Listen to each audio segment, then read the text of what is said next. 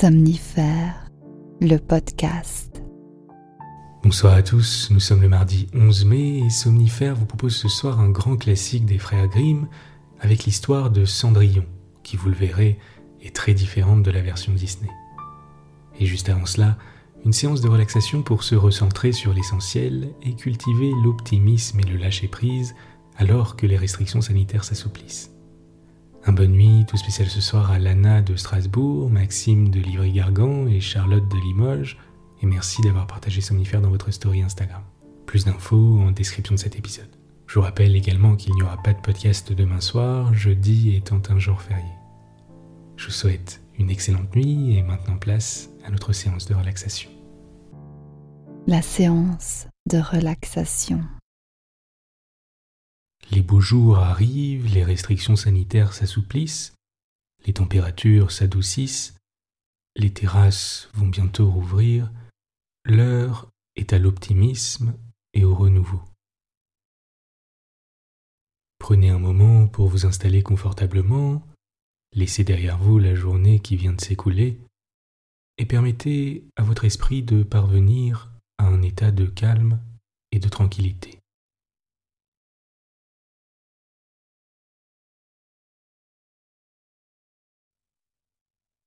À chaque inspire, sentez la détente s'installer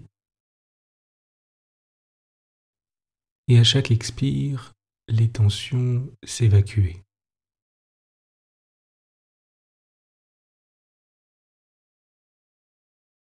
Portez votre attention sur votre corps et sentez votre poitrine monter et descendre alors que vous inspirez et que vous expirez.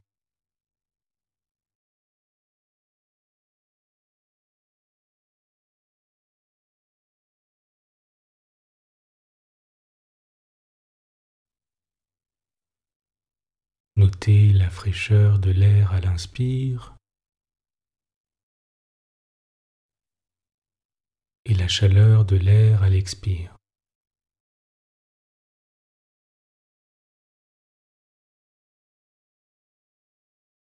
Avez-vous remarqué comme notre mental aime nous jouer des tours, comme nos inquiétudes sont souvent exagérées, comme on a parfois tendance à anticiper le pire ou ressasser le passé. Toutes ces pensées apparaissent la plupart du temps de manière automatique, mais une fois qu'on réussit à les repérer, à les identifier, on peut simplement les observer et les laisser passer. Il est facile de se prendre la tête sur tout un tas de choses, mais il est également étrangement facile de lâcher prise, de se dire, après tout, que sera, sera. On verra bien. J'aime bien cette citation d'Alphonse Allais. À quoi bon prendre la vie au sérieux, puisque de toute façon nous n'en sortirons pas vivants.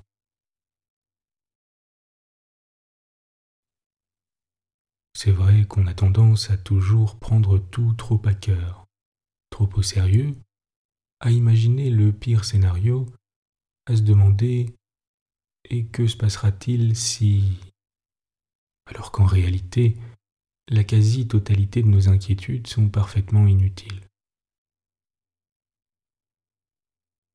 Je crois que c'est une des leçons qu'on peut tirer de la crise sanitaire. C'était vraiment compliqué pour beaucoup d'entre nous, nos vies ont été bouleversées du jour au lendemain, on a perdu beaucoup de liberté, et tout ça très rapidement. Et certains d'entre nous ont perdu plus que des libertés.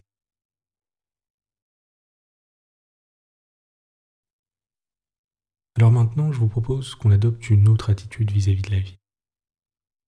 Qu'on lâche prise, qu'on arrête de prendre tout trop au sérieux et qu'on profite du moment présent, de nos proches, de ce qu'on aime faire, qu'on se réapproprie nos passions, ce qui nous fait sourire, ce qui nous fait rire, les choses et les gens qu'on aime. Et qu'on arrête de perdre du temps avec le reste.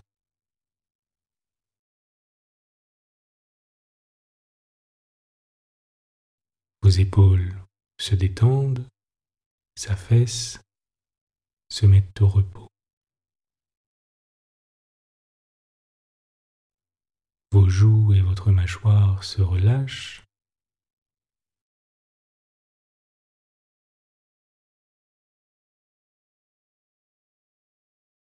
Portez votre attention sur vos bras qui semblent devenir plus lourds et laissez-les se relâcher davantage encore.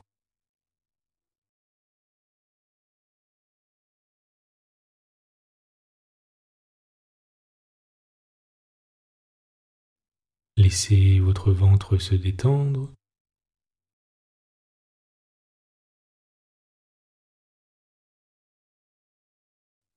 Sentez vos jambes devenir plus lourdes et se relâcher complètement.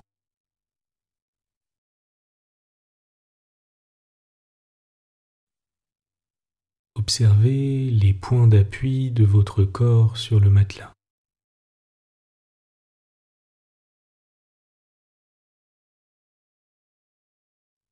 Et concentrez-vous simplement sur l'air qui entre et sort de vos narines.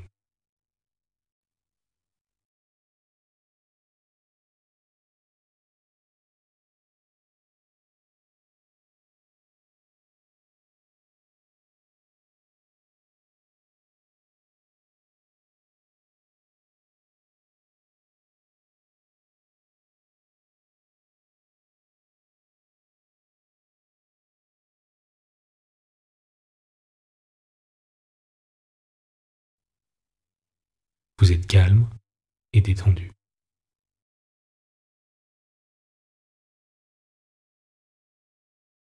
L'histoire du soir. Les frères Grimm, Cendrillon. Un homme riche avait une femme qui tomba malade, et quand celle-ci sentit sa fin prochaine, elle appela à son chevet son unique fille et lui dit : « Cher enfant, reste bonne et pieuse, et le bon Dieu t'aidera toujours. Et moi, du haut du ciel, je te regarderai et te protégerai. » Puis elle ferma les yeux et mourut. La fillette se rendit chaque jour sur la tombe de sa mère, pleura et resta bonne et pieuse. L'hiver venu, la neige recouvrit la tombe d'un tapis blanc. Mais au printemps, quand le soleil l'eut fait fondre, l'homme prit une autre femme. La femme avait amené avec elle ses deux filles qui étaient jolies de visage, mais laides de cœur. Alors, de bien mauvais jours commencèrent pour la pauvre belle-fille. « Faut-il que cette petite oie reste avec nous dans la salle ?» dirent-elles. « Qui veut manger du pain doit le gagner. Allez, ouste souillon. » Elles lui enlevèrent ses beaux habits, la vêtirent d'un vieux tablier gris et lui donnèrent des sabots de bois. « Voyez un peu la fière princesse, comme elle est accoutrée !» s'écrièrent-elles en riant, et elles la conduisirent à la cuisine. Alors, il lui fallut faire du matin au soir de durs travaux, se lever bien avant le jour, porter de l'eau, allumer le feu, faire la cuisine et la lessive. En outre, les deux sœurs lui faisaient toutes les misères imaginables, se moquaient d'elle, lui renversaient les pois et les lentilles dans la cendre de sorte qu'elle devait recommencer à les trier. Le soir, lorsqu'elle était épuisée de travail, elle ne se couchait pas dans un lit, mais devait s'étendre près du foyer, dans les cendres. Et parce que cela lui donnait toujours un air poussiéreux et sale, elles l'appelèrent Cendrillon. Il arriva que le père voulut un jour se rendre à la foire. Il demanda à ses deux belles filles ce qu'il devait leur rapporter. « De beaux habits, » dit l'une. « Des perles et des pierres précieuses, » dit la seconde. « Et toi, Cendrillon, que veux-tu ? » ?»« Père, le premier rameau qui heurtera votre chapeau sur le chemin du retour, cueillez-le pour moi. » Il acheta donc de beaux habits, des perles et des pierres précieuses pour les deux sœurs. Et sur le chemin du retour, en traversant à cheval un vert bosquet, une branche de noisetier l'effleura et fit tomber son chapeau. Alors, il cueillit le rameau et l'emporta. Arrivé à la maison, il donna à ses belles filles ce qu'elles avaient souhaité et à Cendrillon le rameau de noisetier. Cendrillon le remercia, s'en alla sur la tombe de sa mère et y planta le rameau en pleurant si fort que les larmes tombèrent dessus et l'arrosèrent. Il grandit cependant et devint un bel arbre. Cendrillon allait 3 fois par jour pleurer et prier sous ses branches, et chaque fois un petit oiseau blanc venait se poser sur l'arbre. Quand elle exprimait un souhait, le petit oiseau lui lançait à terre ce qu'elle avait souhaité.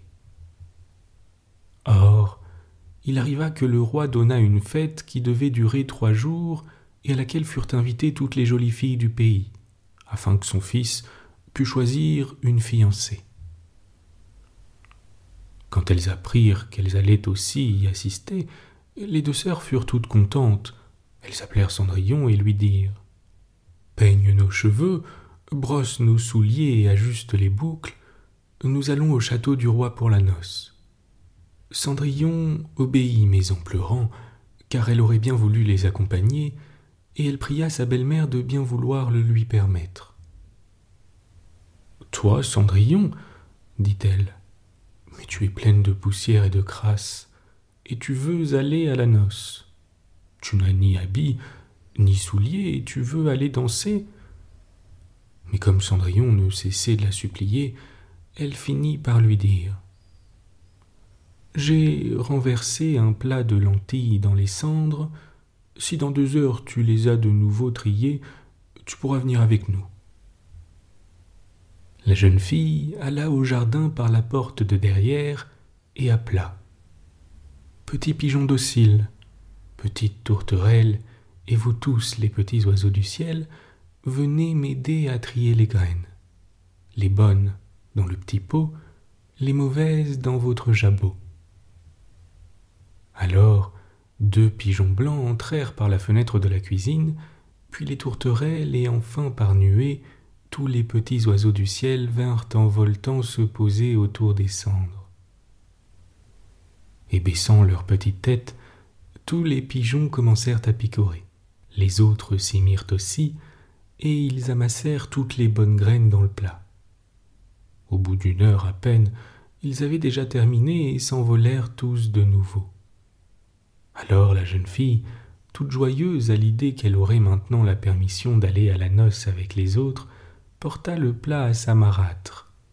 Mais celle-ci lui dit « Non, Cendrillon, tu n'as pas d'habit et tu ne sais pas danser, on ne ferait que rire de toi. » Comme Cendrillon se mettait à pleurer, elle lui dit « Si tu peux, en 1 heure de temps, me trier des cendres 2 grands plats de lentilles, tu nous accompagneras. » Car elle disait qu'au grand jamais, elle n'y parviendrait. Quand elle eut jeté le contenu des 2 plats de lentilles dans la cendre, la jeune fille alla dans le jardin par la porte de derrière et appela « Petit pigeon docile, petite tourterelle, et vous tous les petits oiseaux du ciel, venez m'aider à trier les graines, les bonnes dans le petit pot, les mauvaises dans votre jabot. » Alors, 2 pigeons blancs entrèrent par la fenêtre de la cuisine, puis les tourterelles et enfin par nuées tous les petits oiseaux du ciel vinrent en voletant se poser autour des cendres. Et baissant leurs têtes, tous les pigeons commencèrent à picorer. Et les autres s'y mirent aussi, et ils ramassèrent toutes les bonnes graines dans les plats. Et en moins d'1 demi-heure, ils avaient déjà terminé et s'envolèrent tous à nouveau. Alors la jeune fille, toute joyeuse à l'idée que maintenant elle aurait la permission d'aller à la noce avec les autres, porta les 2 plats à sa marâtre. Mais celle-ci lui dit « C'est peine perdue, tu ne viendras pas avec nous car tu n'as pas d'habit et tu ne sais pas danser. Nous aurions honte de toi. » Là-dessus, elle lui tourna le dos et partit à la hâte avec ses 2 filles superbement parées. Lorsqu'il n'y eut plus personne à la maison, Cendrillon alla sous le noisetier planté sur la tombe de sa mère et cria « Petit arbre, ébranle-toi, agite-toi, jette de l'or et de l'argent sur moi. » Alors l'oiseau lui lança une robe d'or et d'argent, ainsi que des pantoufles brodées de soie et d'argent. Elle mit la robe en toute hâte et partit à la fête. Ni ses sœurs ni sa marâtre ne la reconnurent et pensèrent que ce devait être la fille d'un roi étranger, tant elle était belle dans cette robe d'or. Elle ne songeait pas le moins du monde à Cendrillon, et la croyait au logis assise dans la saleté à retirer les lentilles de la cendre. Le fils du roi vint à sa rencontre, la prit par la main et dansa avec elle. Il ne voulut même danser avec nul autre, si bien qu'il ne lui lâcha plus la main, et lorsqu'un autre danseur venait l'inviter, il lui disait « C'est ma cavalière ». Elle dansa jusqu'au soir et voulut alors rentrer. Le fils du roi lui dit « Je m'en vais avec toi et t'accompagne », car il voulait voir à quelle famille appartenait cette belle jeune fille. Mais elle lui échappa et sauta dans le pigeonnier. Alors le prince attendit l'arrivée du père et lui dit que la jeune fille inconnue avait sauté dans le pigeonnier. « Serait-ce Cendrillon ?» se demanda le vieillard, et il fallut lui apporter une hache et une pioche pour qu'il pût démolir le pigeonnier. Mais il n'y avait personne dedans, et lorsqu'ils entrèrent dans la maison, Cendrillon était couché dans la cendre avec ses vêtements sales, et une petite lampe à huile brûlait faiblement dans la cheminée. Car Cendrillon avait prestement sauté du pigeonnier par derrière et couru jusqu'au noisetier. Là, elle avait retiré ses beaux habits, les avait posés sur la tombe et l'oiseau les avait remportés. Puis elle était allée avec son vilain tablier gris se mettre dans les cendres de la cuisine. Le jour suivant, comme la fête recommençait et que ses parents et ses sœurs étaient de nouveau partis, Cendrillon alla sous le noisetier et dit « Petit arbre, ébranle-toi, agite-toi, jette de l'or et de l'argent sur moi. » Alors l'oiseau lui lança une robe encore plus splendide que celle de la veille. Et quand elle parut à la fête dans cette toilette, tous furent frappés de sa beauté. Le fils du roi, qui avait attendu sa venue, la prit aussitôt par la main et ne dansa qu'avec elle. Quand d'autres venaient l'inviter, il leur disait « C'est ma cavalière ». Le soir venu, elle voulut partir et le fils du roi la suivit pour voir dans quelle maison elle entrait. Mais elle lui échappa et sauta dans le jardin derrière sa maison. Il y avait là un grand et bel arbre qui portait les poires les plus exquises. Elle grimpa entre ses branches aussi agilement qu'un écureuil, et le prince ne sut pas où elle était passée. Cependant, il attendit l'arrivée du père et lui dit « La jeune fille inconnue m'a échappé, et je crois qu'elle a sauté sur le poirier. » Serait-ce Cendrillon ? Pensa le père, qui envoya chercher la hache et abattit l'arbre. Mais il n'y avait personne dessus. Et quand ils entrèrent dans la cuisine, Cendrillon était couchée dans la cendre tout comme d'habitude, car elle avait sauté en bas de l'arbre par l'autre côté, rapporté les beaux habits à l'oiseau du noisetier et revêtu son vilain tablier gris. Le troisième jour, quand ses parents et sœurs furent partis, Cendrillon retourna sur la tombe de sa mère et dit au noisetier « Petit arbre, ébranle-toi, agite-toi, jette de l'or et de l'argent sur moi. » Alors l'oiseau lui lança une robe qui était si somptueuse et si éclatante qu'elle n'en avait encore jamais vu de pareille, et les pantoufles étaient tout en or. Quand elle arriva à la noce dans cette parure, tout le monde fut interdit d'admiration. Seul le fils du roi dansa avec elle, et si quelqu'un l'invitait, il disait « C'est ma cavalière ». Quand ce fut le soir, Cendrillon voulut partir et le prince voulut l'accompagner, mais elle lui échappa si vite qu'il ne put la suivre. Or le fils du roi avait eu recours à une ruse. Il avait fait enduire de poids tout l'escalier, de sorte qu'en sautant pour descendre, la jeune fille y avait laissé sa pantoufle gauche engluée. Le prince la ramassa, elle était petite et mignonne et tout en or. Le lendemain matin, il vint trouver le vieil homme avec la pantoufle et lui dit « Nulle ne sera mon épouse que celle dont le pied chaussera ce soulier d'or. » Alors les deux sœurs se réjouirent, car elles avaient le pied joli. L'aînée alla dans sa chambre pour essayer le soulier en compagnie de sa mère. Mais elle ne put y faire entrer le gros orteil, car la chaussure était trop petite pour elle. Alors sa mère lui tendit un couteau en lui disant « Coupe-toi ce doigt, quand tu seras reine, tu n'auras plus besoin d'aller à pied. » Alors la jeune fille se coupa l'orteil, fit entrer de force son pied dans le soulier, et contenant sa douleur, s'en alla trouver le fils du roi. Il la prit pour fiancée, la mit sur son cheval et partit avec elle. Mais il leur fallut passer devant la tombe. Les deux petits pigeons s'y trouvaient, perchés sur le noisetier, et ils crièrent « Roucoucou, roucoucou, et voyez là, dans la pantoufle, du sang il y a. » Bien trop petit était le soulier, encore au logis la vraie fiancée. Alors il regarda le pied et vit que le sang en coulait.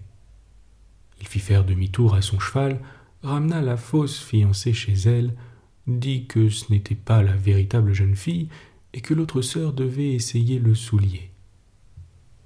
Celle-ci alla dans sa chambre, fit entrer l'orteil, mais son talon était trop grand.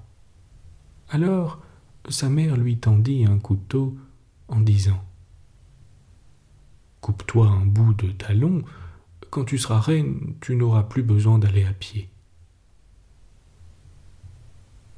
La jeune fille se coupa un bout de talon, fit entrer de force son pied dans le soulier et, contenant sa douleur, s'en alla trouver le fils du roi. Il la prit alors pour fiancée, la mit sur son cheval et partit avec elle. Quand ils passèrent devant le noisetier, les deux petits pigeons s'y trouvaient perchés et crièrent « Roucoucou, roucoucou, et voyez là, dans la pantoufle, du sang il y a. » Bien trop petit était le soulier, encore au logis, la vraie fiancée. Le prince regarda le pied et vit que le sang coulait de la chaussure et teintait tout de rouge les bas blancs. Alors il fit faire demi-tour à son cheval et ramena la fausse fiancée chez elle. « Ce n'est toujours pas la bonne, dit-il. N'avez-vous point d'autre fille ? » ?»« Non, dit le père. Il n'y a plus que la fille de ma défunte femme, une misérable Cendrillon malpropre. C'est impossible qu'elle soit la fiancée que vous cherchez. » Le fils du roi dit qu'il fallait la faire venir, mais la mère répondit « Oh non, la pauvre est bien trop sale pour se montrer. » Mais il y tenait absolument, et on dut appeler Cendrillon. Alors elle se lava d'abord les mains et le visage, puis elle vint s'incliner devant le fils du roi, qui lui tendit le soulier d'or. Elle s'assit sur un escabeau, retira son pied du lourd sabot de bois et le mit dans la pantoufle qui lui allait comme un gant.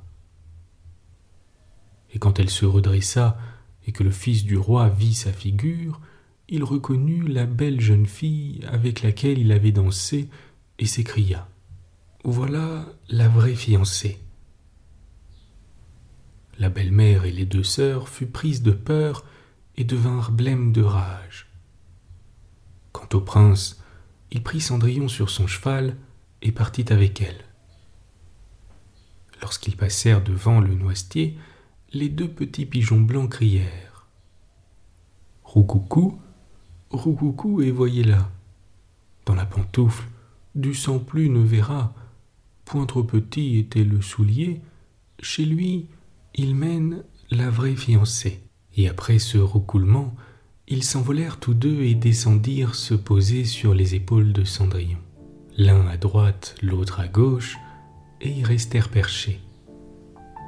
Le jour où l'on devait célébrer son mariage avec le fils du roi, ces deux perfides sœurs s'y rendirent avec l'intention de s'insinuer dans ses bonnes grâces et d'avoir part à son bonheur. Tandis que les fiancés se rendaient à l'église, l'aînée marchait à leur droite et la cadette à leur gauche. Alors les pigeons crevèrent un œil à chacune d'elles. Puis quand ils s'en revinrent de l'église, l'aînée marchait à leur gauche et la cadette à leur droite. Alors les pigeons crevèrent l'autre œil à chacune d'elles. Et c'est ainsi qu'en punition de leur méchanceté et de leur perfidie, elles furent aveugles pour le restant de leur jour. Bonne nuit. Bonne nuit.